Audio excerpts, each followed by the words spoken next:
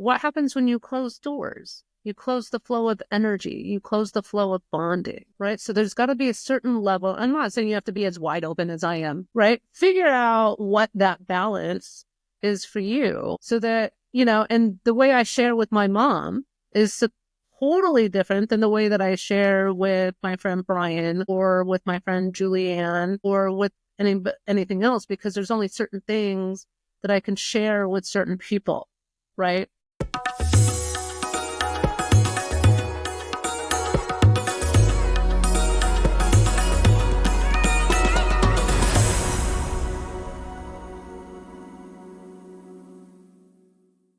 Welcome to another episode of Mirror Talk Soulful Conversations, where we dive deep into the stories, wisdom, and transformative insights of incredible individuals. Today, I have the honor of speaking with Wendy. I've been on that show before. It was wonderful. It's a blessing, privilege to have her on this podcast. Wendy is an internationally recognized keynote speaker, communication expert, and leadership specialist.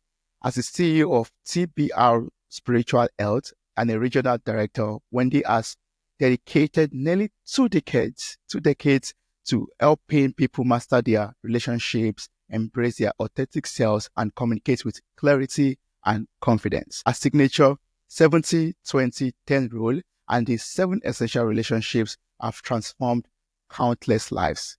Welcome to the show, Wendy. How are you doing? Thank you, Toby. I'm so happy to be here, and thank you for such a lovely introduction.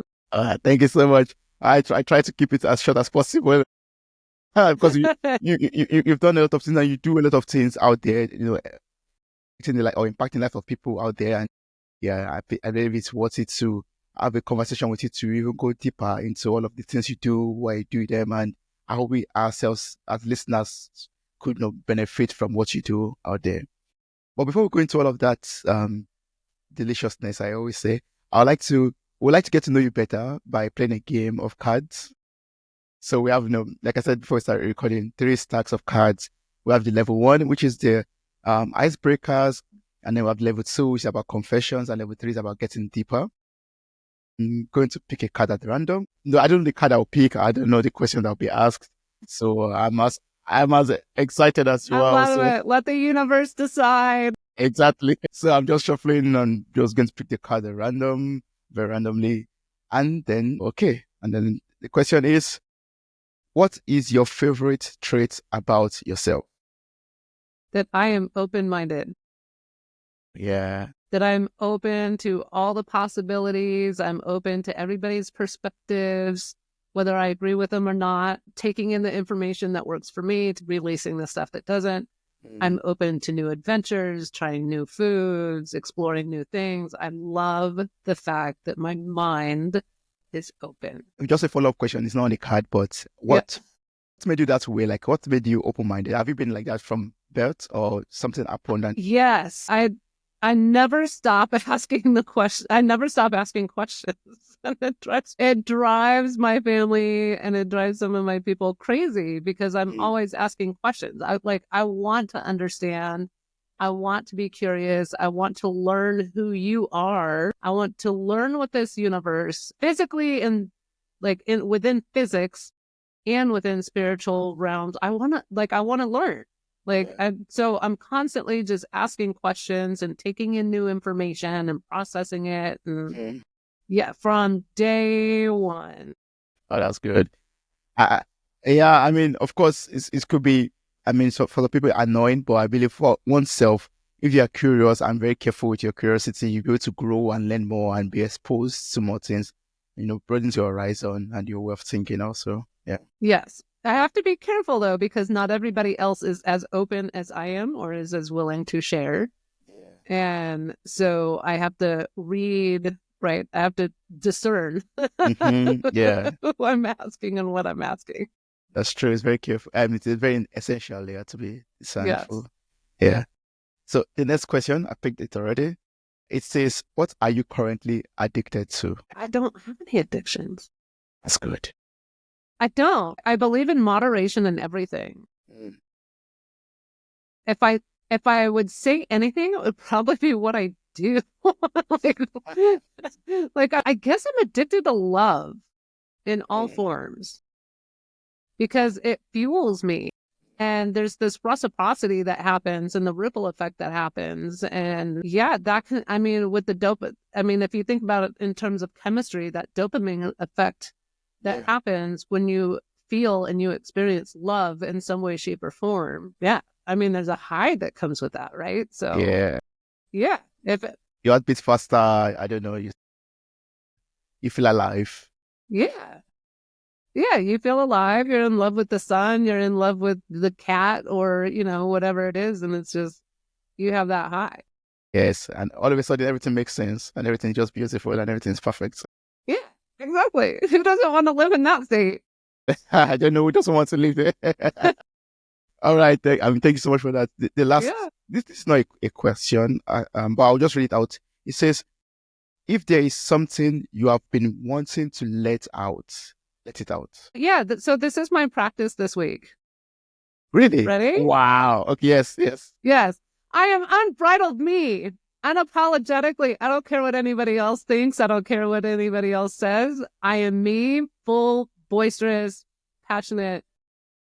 I'm just me. No more hiding any piece, any cell, any mitochondria, any personality, anything. I am now officially just me. Take it or leave it. I love that. Being your true authentic self, not people pleasing, just being you for who you are. Yeah. No hiding this part of me or that part of me. No more like, so, right. So one of the things that came up for me this week was my playfulness. I was told in high school, one of my best friends, my best friend at the time, we'd been friends for like 6 years, told me that I had gone from being playful to just being childish and she couldn't be my friend anymore. And that stuck with me because I love playing pranks. I love being silly and a little bit goofy and all the things. And that kind of stuck with me. And I decided in the last couple of weeks that I want that to be part of my leadership. Like, why can't leadership be a little bit playful? Right? Or a lot playful, depending on your personality. And the other thing that came up for me was, I used to speak pretty loudly. It comes in the family. And I was at a job and they're like, can you please lower your volume? Because it was a high-end car dealership. And so I did. And that kind of there's like little things like that stick with us or that stick with me. And yeah, I'm no longer lowering my voice. So just, being unbridled me. That's good. I'm letting it all out. Yeah, I love that so much. Thank you so much for answering those questions. Thank you for the questions. I love it. I've gotten to know you a little bit better and also learned from you, like being your true self and being, I won't say, maybe addicted is not the right word, but being in love, loving love, being addicted to love, basically. Yeah, that's something I love too. Like, love is just wonderful. Yeah. Being in love with everything. Yes. Yeah. So one of my friends this week said in his own terms, he's like, it's hard to love people. And I was like, you know what? I've made it really easy to love people. I've found it. I've come to a point where it's just really easy to love people. Like, I don't have to agree with you. I don't have to follow in your shoes. I don't have to, anything like that. I can just love you from where I'm sitting. Whether you receive it or not is totally up to you.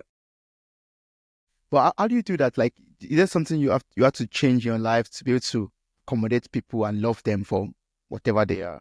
I don't have to accommodate. I just have to love. You just have to love.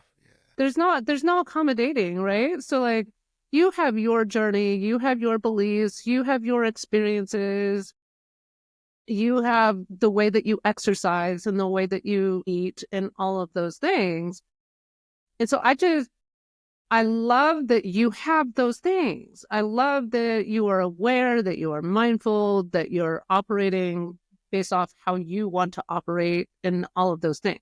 The only time I have to accommodate is when you're in my home and I am your hostess.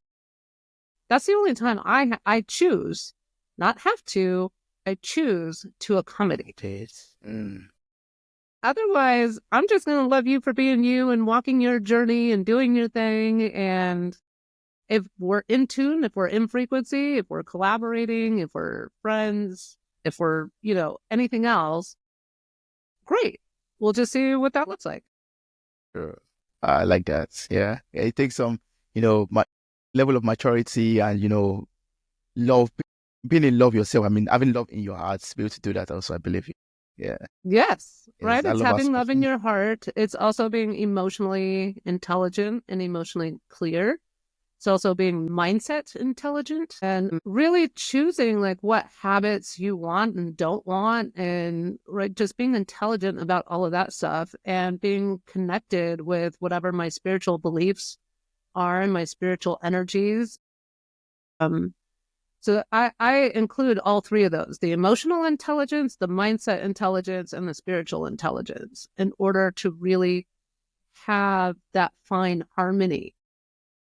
A lot of people talk about emotional intelligence or EQ. A lot of people talk about mindset, which is great, and they connect the two. But to me, like they're missing that top component, that third component, right? The Trinity holy number, whether you're talking about the Bible or the Sanskrit or anything else, the Trinity number, the holy number is 3. So when you're only talking about 2 components, you're missing something. I'm missing something. Let me use my I statements. I'm missing something. Whether or not you're missing something is totally your choice. So there's the emotional, the mental, and the spiritual for me. And that's how I operate. That's how I work with my people. Yeah. And they have to work in hand in hand, basically. Yeah. The emotional, mental, and the spiritual. Wow. Wendy, I'd like you to take us back to that defining moment or experience that led you to dedicate your life to empowering others, through their spiritual health and effective communication. Okay, so the effective communication part was when I worked for corporate America and I was in accounting. I grew up on a construction site with my father. So as a 16-year-old girl on a construction site, I had to tell grown men what to do, right? They didn't really like that very much. So it taught me this really strong assertiveness. But the next weekend, I had to go into an office with a bunch of women with my mom. They don't like that assertiveness. I can't speak to them the same way that I spoke to men. Yeah. And so my communication was very confused. I was also angry and selfish and a perfectionist. And my boss came to me one day and he's like, look, as long as 70% of the invoices go through fine, 20% get escalated and 10% we write off. Like that's our goal. And all of a sudden, like I had this permission to not be perfect. And I allowed myself to accept that permission. But then I turned that around and looked at it from the lens of communication. And this is what I wrote my book on, called Verbal Turbulence. That generally speaking, this is not, a hard, fast rule. This is a very generalized statement. 70% of what people say is their own stuff, their own experiences, their own beliefs, their own emotions, their own projections. 20% is some sort of combination between them and me or the topic at hand. But only 10% is directly personal to me or to the topic at hand. So if 70 to 90% of the information that they're giving me doesn't even matter or isn't personal to me, then why am I taking it personally? You don't have to take And personally. then, what's that? I'm now just saying you don't have to take personally. I mean, in that case. But it also helps me to focus, to find that 20 to 30% that's really important, that's either personal to me or important to the topic, so that I can sort through all the static, right? And then flip it around on me, like what is the 70% that I'm giving out? And what is the 70% that I'm saying to myself? And I realized that I did the same thing with my output and how I spoke to myself. So I gradually worked on that. I don't want 70. I chose that I wanted the 70% of my output to be directly towards that person or the topic at hand, so that I was very clear. I was present in the conversation. I was present with them. 10% can still be about me because that's how I make it relatable, right? And that's where I bring in my personal story in order to connect both of us. So for me, that's the magic recipe, if you will, for communication. As far as my spiritual journey, about 6 years after that, about 7 or 8 years after that, as I was going through my second divorce, and right before I was going through my second divorce, and I was like, why am I picking these people? Why am I collecting this particular community? Like, what am I doing? And I picked up a book called Energy Medicine by Dr. Donna Eden. And at the time, I was a massage therapist, and I had naturally gravitated towards the energy modalities. And this book was just a total life changer. You know, when you can take, right, think of the freeway system. When you can take all the cars off the freeway, imagine how fast and how proficient and how efficient energy flows down the freeway. The more cars you have on the freeway, the more you have to sort through, the more it slows down, and the less efficient you are in all of your energy systems, whether that's digestion, whether that's sleep, whether that's mental cognibility, whether that's processing your emotions or putting words to your emotions. All of that slows down the more cars that are on the freeway. So for me, by clearing out all of my energy systems, like it opened up all of these things. And I was like, now I get it. Like a lot of this stuff came from my family. Okay. Now I get to choose. With your family. You know, because I grew up in a household that was emotionally unintelligent and codependent and alcoholics, drug addicts. So yeah, it's just, so I adopted a lot of, you know, when that's what you're raised by and that's what you think is normal, guess what? That's what you attract. And those were the two husbands that I attracted. And then I went through the loss of a child. And it's like, okay, now we really need to do some heavy work. So it took me like 2 years to get through that book. And it brought out a lot of my gifts, right? The more that you clear up, the more that you clear, now you're making room for the things that serve you to come in because you've gotten all the stuff out of the way that no longer serves you, right? So yeah, that was 2015. So 10 years later.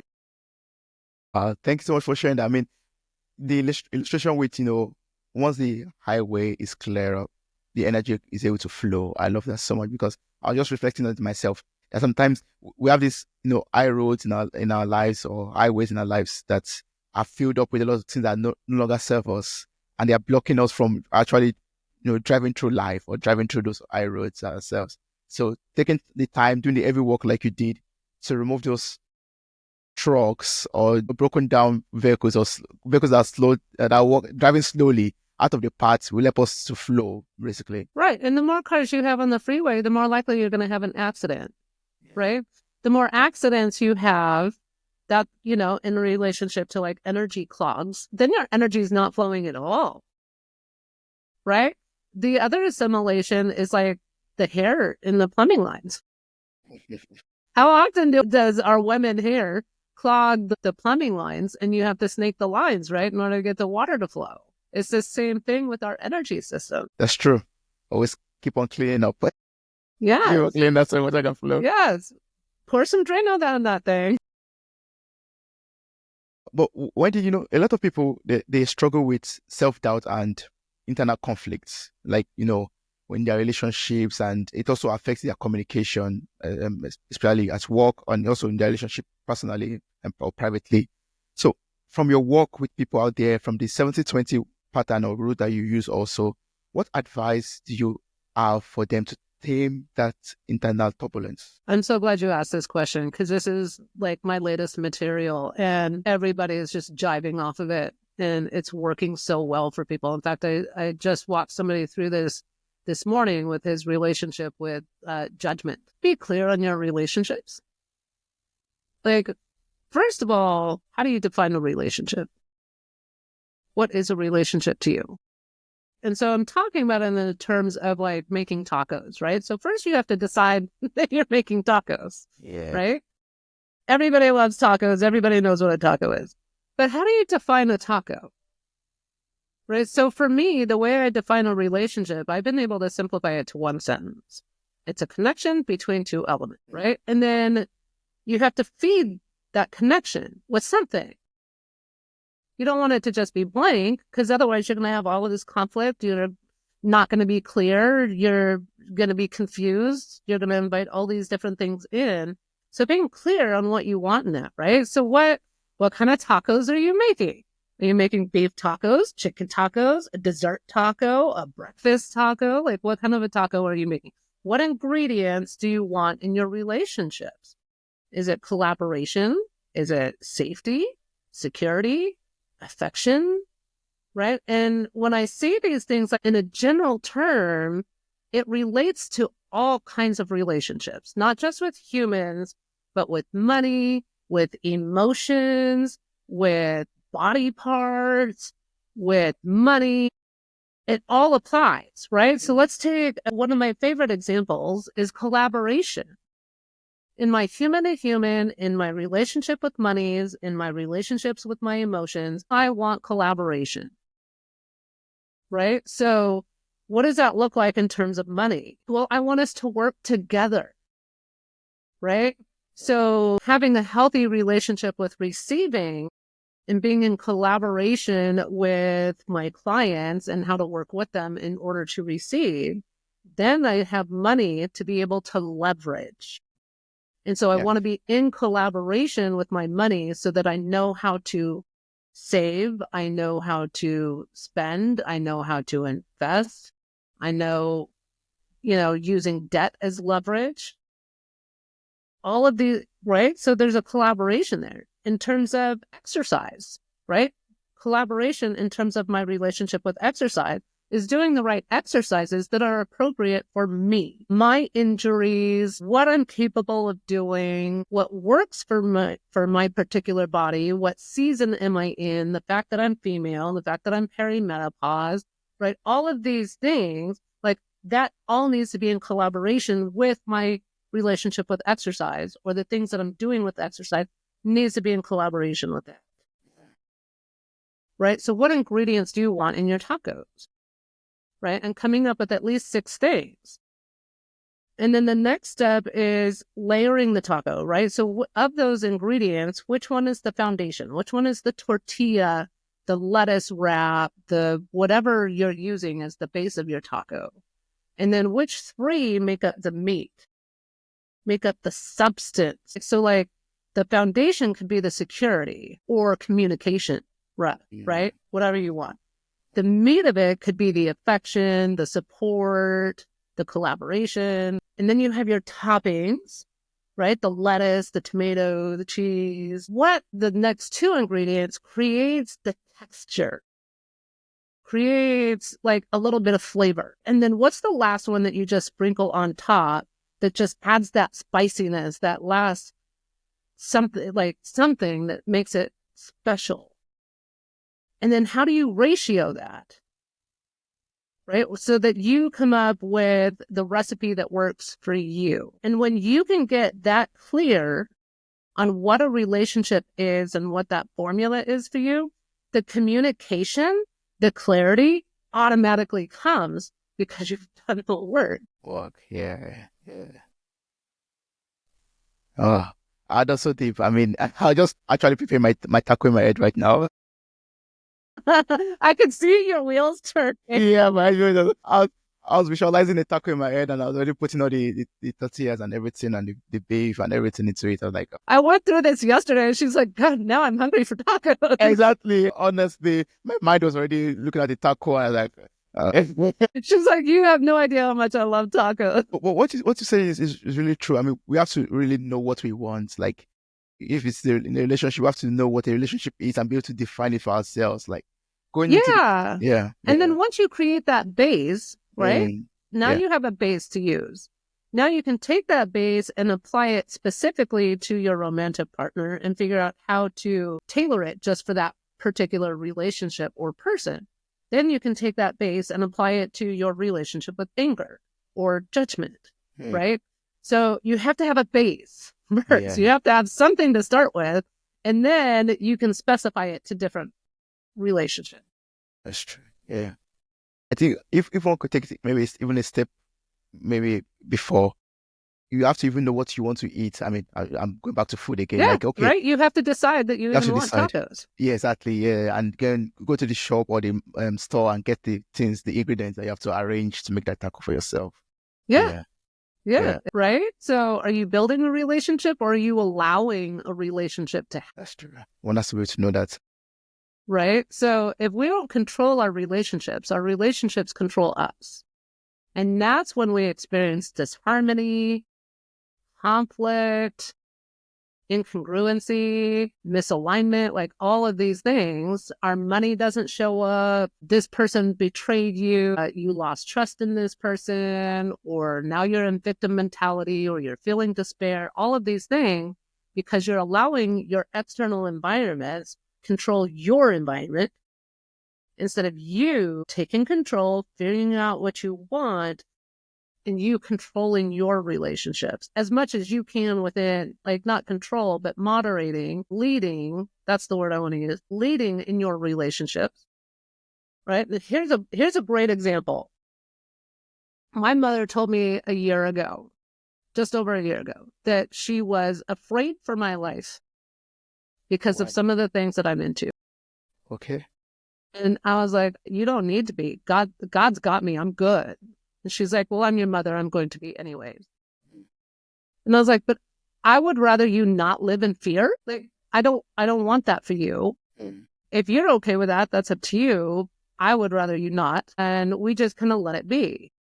And so what I did, I led with faith and hope. Now, this has worked twice for me recently. I led with faith and hope. I'm just going to feed faith and hope into that connection with her and see what happened. Just about a year later, we're talking and somehow this came up and something came up and she said, oh yeah, I totally accept where you are. And I was, Yeah. yes, right? Like, I don't have to force it on her. I don't have to Mm. say, no, blah, blah, blah, blah. This is how I want you to act. This is how I want you to think. That's not fair. She has her own agency to be her own person. But I'm going to lead with my energy and my intentions in that and hope that she comes around. Yeah. And she did. And now we can start a new relationship with acceptance. And I decided I'm going to rebuild this relationship, right? Because now the ball's back in my court. I sent her energy. She returned it. Ball's 100%. back in my court. Now what am I going to do with that? I chose, I'm going to rebuild this relationship with a clean slate. No more, she used to do this. She used to do that. She treats me like the clean slate, chalkboard, wipe it off. And we're gonna start this all over again. And so I got my sister on board, and my mom doesn't know this yet. We're gonna do a mom and daughter date once a month on Zoom, and just talk Good. and see, what we can create going forward. And that worked with another incident with me. And this is leadership in relationships. Right. So I'm hosting a conference in April. I had somebody sponsor my event, and then he had a medical emergency within his family, asked me for his sponsorship money back. And of course, it's already been spent. Yeah. And he's like, I'd really like you to reconsider. Like, I need to save my wife's life. Mm. And I'm The money's like, gone. I want to. I want to, but it's spent. It's not there. And so he cut me off. And I sent him an email. I'm like, I'm sorry that this is your position. I totally understand. And I understand the situation that you're going through. And I'm totally empathetic. And I'm just going to hold hope and faith that we will eventually reconvene and reconcile. That was a month or so ago. Yesterday, he sent me an apology and asked me to forgive him. Sweet. That's good. Right? Yeah. Lead with your intentions. Right. And now we've reconciled. He's back to being my sponsor. I get to support him Like, and I told him, I'm like, I want to support you. I want to promote your business so that you can make more money so that you can pay your wife's medical bills. Like, that's what I want. But if you take this away and I can't market you, then I can't market you. Right? So really leading with your intentions, even if you can't force somebody to do something, but you can put that energy and those intentions in and hope, right? Plant the seed and hope that they will water it and come back around. Thanks so much for sharing that. I mean, defining the relationship, sending out, working with intention, something that is sticking out to me right now. Like, always be intentional about everything, about the energy you send out there, about how you appear, how you show up in your relationship, in the world at large also. So, Yeah. talking about relationship, it makes me remember your 7 essential relationships model that you developed. So I don't know if you could walk us through these relationships and, explain why they are so crucial for personal and professional growth. Yes. I was trying to remember all 7 of them yesterday. Okay. So there's money, mentality, emotions, judgment, vulnerability. There's 2 more. I'm I'm gonna work on these, but they are crucial because they're all part of whether you're an entrepreneur, whether you're in family or anything like that. These are like the 7 most essential that guides everything else. And so here we are. I'm pulling it up. So you have mentality, money, emotions, judgment. Oh, independence and intuition are the other 2, right? So when let's take independence. And I really do, I'm an independent person. But, we have to have a balance of independence and being our own person, being a lover, being sister, brother, daughter, son, employer, employee, whatever your situation is. There's got to be that balance between I and me. This is my magic. This is my authenticity. And how are we going to collaborate together? How are we going to work together so that you can be your independent person and be your own agent? I can be my own agent, but still be in relationship with whatever it is, right? I think that's incredibly important.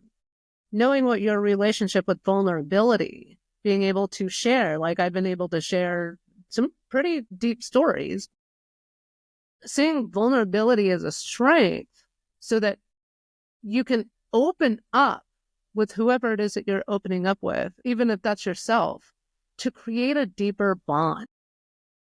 And seeing that as a strength rather than a weakness. When you see it as a weakness, you tend to hold back and you protect yourself. Well, by closing those doors, what happens when you close doors? You close the flow of energy. You close the flow of bonding, right? So there's got to be a certain level. I'm not saying you have to be as wide open as I am, right? Figure out what that balance is for you so that, and the way I share with my mom is totally different than the way that I share with my friend Brian or with my friend Julianne or with anything else, because there's only certain things that I can share with certain people, right? So like my mom is not as open with personal development as I am. So on a scale of 1 to 10, our conversation on that is about a 3, which is better than it was when it was down to a 1, right? So it's starting to improve. That door is starting to open up a little bit more, right? But knowing, right, you have to have that, I have to have that healthy relationship with vulnerability in order to be able to open the door, right? And to be able to create those bonds and share stories. Right? Who doesn't want to have their story heard? Everyone wants to hear it. I'll just react. Yeah. Judgment is another incredibly important relationship. I don't know if anybody out there that's just like, I'm tired of being judged. I hate being judged. I'm feeling judged. Well, what's wrong with that? I find honor and respect in being vetted, right? But it's also, what are you okay with being judged on? And by whom, right? If there's somebody over here that doesn't like me and we're not in frequency with each other, we're not in alignment with each other, they have different belief systems and all the things, and they're judging me, I don't care. No, because you don't get me. So your opinion for me doesn't matter. The people that are in my inner circle, right? And where is that judgment coming from? Is it coming from love? Is it coming from a wounded ego? Is it coming from trauma? Is it coming from kindness? Right? And being able to develop that for yourself so that you can identify all the different components that make up judgment and find some sort of healthy relationship with judgment. Because it's not going to go away. We're humans. Of course, we always judge.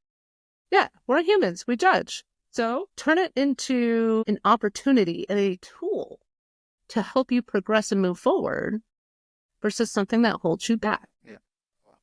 That's very deep. Yeah. And what you said about, when someone is judging, when people are judging, I think you said, I understand that we have to be able to discern if it's coming from a place of love or coming from a place of, ego or broken, self or heart, basically. Mm-hmm. Yeah. And if it's coming from love, yes, you can embrace it because it's coming from a place of love.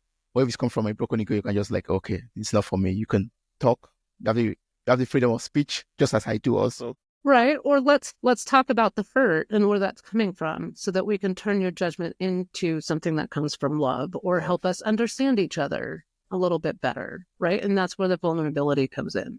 Right. So they all kind of work together. Yeah. That's something for me to ruminate on a little bit. Yeah, I would like us to talk about leadership, because I would really love us to touch on that because you help leaders out there. Before we wrap this up, you often emphasize self-leadership as a key of success or a key to success. Like, what are some practical steps that we that are listening to you right now today can take, to cultivate stronger self-leadership? I always start with the grocery store because it's so relatable. Everybody goes to the grocery store.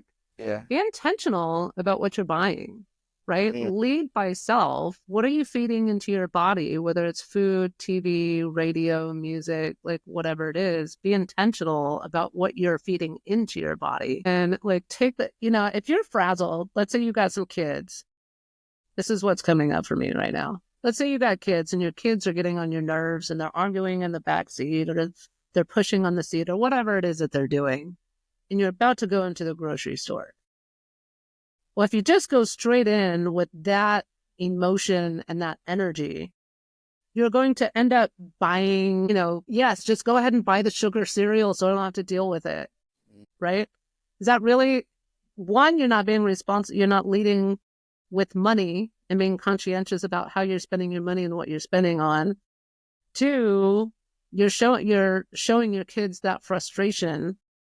Three, you're not being intentional about what you're putting in your body, let alone your kid's body. So if you're in that state, taking 5-10 minutes to just meditate and ground yourself and be intentional about how you want to move into the next step of going grocery shopping so that you can be focused, right? Okay, we have a $200 budget. That means no extras. We can only buy the essentials. Right? So by being able to ground yourself and get focused, then you can lead yourself with that focus. And then you can lead your kids that way as well. Right? So again, are you allowing the exterior elements to control you? Or are you taking control of yourself and your energy and your focus and your intentions and leading yourself in the direction that you want to go? Because if you overspend on your budget, on your grocery budget, guess what? You got to cut back on something else, or you're going to go into the negative types of debt, right? They all relate. That's true. Being intentional. Yeah, that's true. I mean, of course, we have external factors like the kids at the back seat that try to take us off our balance. Basically. Yeah, so it's up to you to get back into your balance. Yes. That's where we're able to lead ourselves personally because, like you said earlier, we should be in control or in charge of, for example, relationship. Don't let the external things be in charge of you. So when different factors, try to move you off your balance, you try to move the ship back on course, and yeah, Stay a Yes, course. because what happens? You end up lashing out on the kids.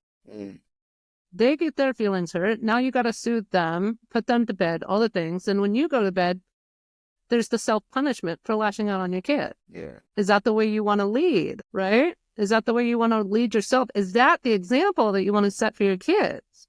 Is that the view of you that you want your kids to have of you? Yeah. Right? Is this person that lashes out and can't control their emotion? I believe that way you just create evil patterns, basically. Yeah. Exactly. That's true. And then you're sitting there crying yourself to sleep. That's not how I want to fall asleep. I want to fall asleep peacefully. Like I might have to do some meditation and some inner thought work before I go to sleep so that I can go to sleep peacefully. But I'm willing to do that versus self-punishment and crying myself to sleep. Yeah. That's not it. That's weird. Yeah. So, okay, that's about, self-leadership. Now let's take it outside there, like leading in, a place of work. A lot of entrepreneurs out there, they struggle to balance spirituality and business success together because sometimes you think you can't coexist in the same place. So how can spiritual alignment enhance our ability to thrive in business and leadership? Oh my gosh, so many ways, right? So your self-leadership, right? If we're talking about your business, right, there's two different sides here, right? So if you're talking about your business and you're a small business owner, you're an entrepreneur, your self-leadership dictates everything about your business. The people you hire, the clients you hire, the vendors you hire, how you budget, right? So if your personal relationship with money is off, guess what? So is your business finances. If you can't clearly create relationships, then your work culture and the clients that you hire are all going to be off, which means your retention ratio is going to be high. Your client satisfaction ratio is going to be low. You're going to end up spending more time, money, and energy on the wrong people, which means you're going to feel like you're always in this rat race and you're exhausting all of your energy. It means your networking is not going to be successful, right? That's something I'm dealing with an entrepreneur right now. He's just like, I'm tired of always doing the chasing. Stop doing the chasing. Be the element, be the lighthouse that attracts what you want, right? So by being the leadership, by being in self-leadership and right? So most businesses have, they say, right, create a vision statement and a mission statement for your business. So when you write those, everything else about your business should be derived off of that, right? Those vision and mission statements. The vision and mission statements should be based off of your spiritual principles, your beliefs, the ingredients in the relationships that you want. Like all of those components should come into your vision and your mission statement so that everything is all collaborating and working in harmony together, right? They talk about this in branding. Your branding should be consistent. It's your personal branding. So what you believe should be in your relationships, what you believe that should be in your principles and your belief systems your business should be all about that because it's an extension of you, right? Yes. Turning it around to the employee perspective, how you present yourself as an employee should be in coordination with your principles and beliefs. And if management or employees, like coworkers, try and throw you off of that, right? Finding that strength and making sure that you're strongly rooted in those so that they don't throw you off your rocker, right? And then going home and making sure that you do the self-care and all the things in order to dispel anything that's not working for you that you collected from that day. That is self-leadership in terms of being an employee, not agreeing to doing tasks, right? Communicating with your boss saying, this is my limit. I'm at my limit. Like I can't take on any more tasks, right? So that you are working with your boss. Or if they try and pile more on, being like, okay, well, you want me to do all of these things. I don't see how I can get them all done in the timeline that you want me to get them all done in. So will you please tell me how? Will you please help me to prioritize these so I can get them all done for you?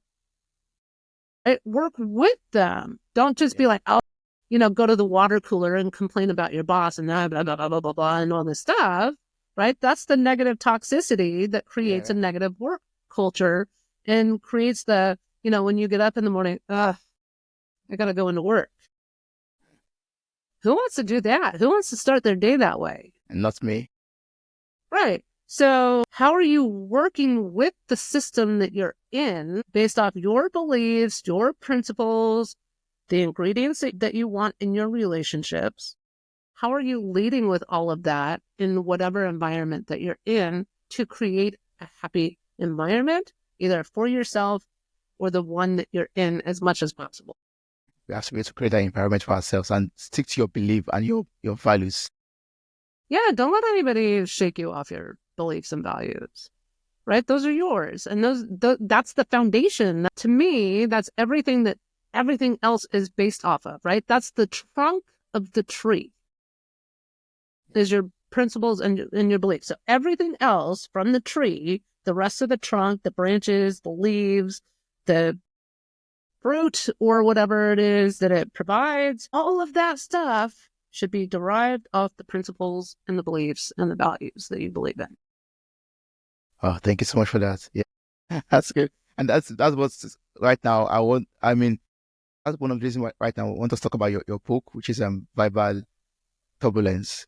Like, can you share a little bit about it? I know in the book you talk about the power of effective communication. And now we've talked about leadership also. Yeah, that's it. Verbal, yeah. Yeah. So can you tell us about it? Yeah.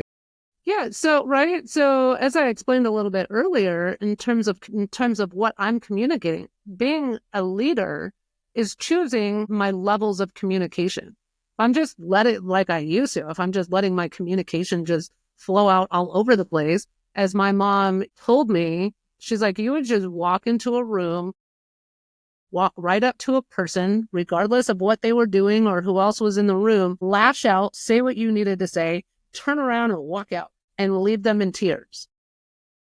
That is the case of communication controlling you, right? Versus being in control and being in leadership of your communication. I always believed that, or I used to believe that if I wanted to be my authentic self, I needed to just say whatever I needed to say, however it came out. No. Like people, yeah. I learned that I would never have any healthy, successful relationships if that's how I operated. Now, advance forward, it's not that I can't say what I need to say, but how can I say what I need to say in love, with good intentions, and using the vocabulary of the person that I'm speaking to so it will be best received. Right? So, for example, if somebody's a basketball fan, maybe put it in terms of basketball, whatever message it is, right? But you have to actively listen to the person that you're speaking to in order to hear the key words that they use often, or to hear, the language that they're using in order to be able to repeat that, right? So what's another good example? Right, like tacos, everybody knows tacos, right? So that's why I frame the relationship stuff in terms of tacos, because it's super relatable, right? But if I go into talking about, being this and this and this and that, and being all in the technical terms, people are going to shut it down because they don't want to hear the technical terms, right? So choosing how you want to communicate, really being intentional with your message and who you're speaking it to. This goes in business, in marketing, in romantic relations. This is applicable to all types of communication, right? Being super intentional, conscientious. And how are you leading? Are you leading in hurt? Are you leading in love? Are you leading in judgment? Do you see how they all kind of circle back around to each other? Yeah, they're all That's Yeah. why you're Yeah. connected to that. So when I was going through the 70-20-10 rule and I was listening to how I spoke to myself, I realized that 90% of the way that I spoke to myself was negative. And if I'm So talking to myself that way, no wonder it's coming out that way, that's where. right? So I had to slowly and gradually change that one step at a time. Mm. There were times I would sit on the freeway and like somebody would cut me off, right?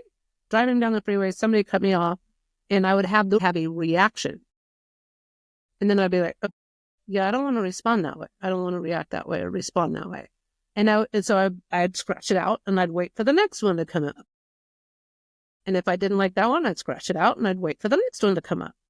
And this is how we change our neural pathways. And so once the right response came up, I'd circle and be like, yep, that's the one that I want. Record that. And so it does take a lot of work up front, just like learning to ride a bike. It takes a lot of work up front, but once you get it and you reestablish that muscle memory, it becomes so much easier. Yeah. It becomes easier and becomes a part of you, basically. Sometimes I just need to smile while I'm working through that, right? Because smiling produces all the happy hormones, the serotonin and all of those other neurotransmitters. And so if you're intentionally producing the endocrine system, the hormones and the neurotransmitters that are going to increase your happiness, what do you think is going to happen with your thoughts and your emotions and your responses with people? So instead of saying, blah, blah, blah, he cut me off, now it's, oh, thanks for not hitting me. I appreciate that. You gave me enough room to where you didn't hit me. So thank you. You come, happy, and your output to be happy, your response to things to be happy, or positive, basically. Yeah. A lot of people just call them gratitude statements. Yeah. Right? But how do you get to the gratitude statements? You got to find the silver lining. Wow, Wendy, I've learned so much from you. I mean, that's been a blessing speaking with you. I'm sure I'm very sure I'm not able to cover everything that I wanted to ask you, but we have to wrap up because of your time. I'm looking at the time actually already. So for people out there who still want to work with you, who want to maybe ask more questions, get to know you better, get your book, and just maybe enroll for your leadership courses and programs that you offer, what's the best way to work with you and connect with you? So you can reach out to me on my phone, 844-735-6090, or you can go to tbrspiritualhealth.com. That's T as in two, B as in B, and R as in revealed. To be revealed. Health.com. And let's set up a free one-on-one chat and let's just talk and see if we connect and see what the frequency is. And you can ask me some questions, no holds barred. Let's just have a chat and see what's going on. So, yes, I'll place the link to your website in the show notes of this episode to encourage anyone out there who wants to connect with you, work with you. Just click on the link, copy the link, and get to enjoy more of these. Yeah, more of these that we've got in this conversation. Let's get some more goodies out there. Some more goodies, yeah. Thank you so much, Wendy. It has been a blessing speaking with you. I really, really appreciate this. Thank you. And thank you for having me on. Thank you.